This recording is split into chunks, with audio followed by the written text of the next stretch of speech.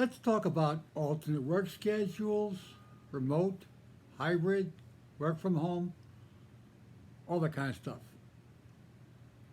Your union, the Organization of Staff Analysts, in the contract from 2010 to 2017, broke new ground.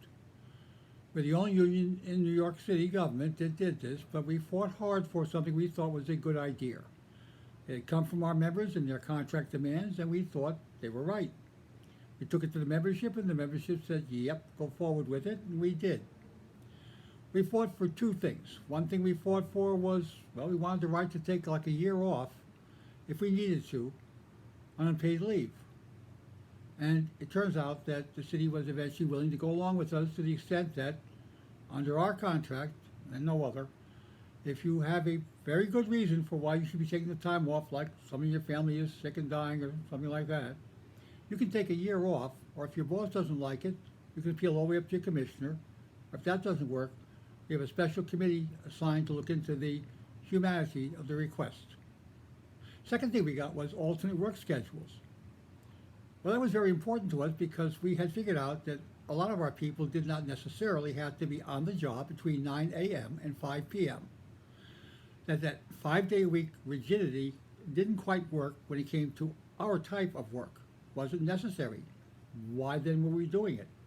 The city gave us a hard time. They resisted quite hard. We had to fight with them for the next 2 or 3 months. I mean, more like 4 or 5 months, actually. But eventually they did, in fact, understand that we were right. We had to go to impasse, but we forced the issue, and we got it.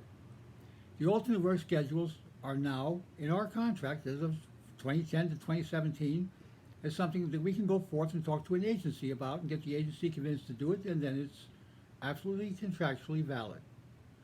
First agency we got was actually the Health and Hospitals Corporation, came through with the EPIC program, agreed with us completely, and we put them on alternate work schedules, assuming that the individual members wanted it, they got it. Then we expanded to the Human Resources Administration, and that was a big win because that's a big agency.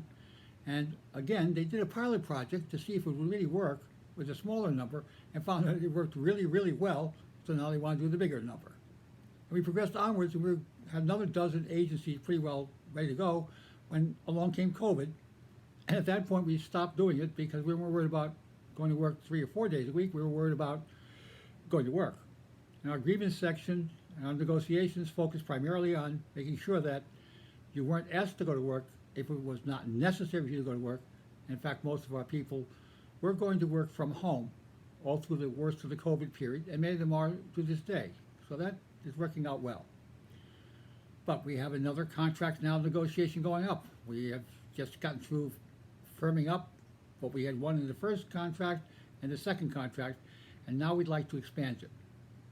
We're going to go forward. You don't have to worry about us going forward on this. We were the first ones to ever want it. We're the first ones ever to get it.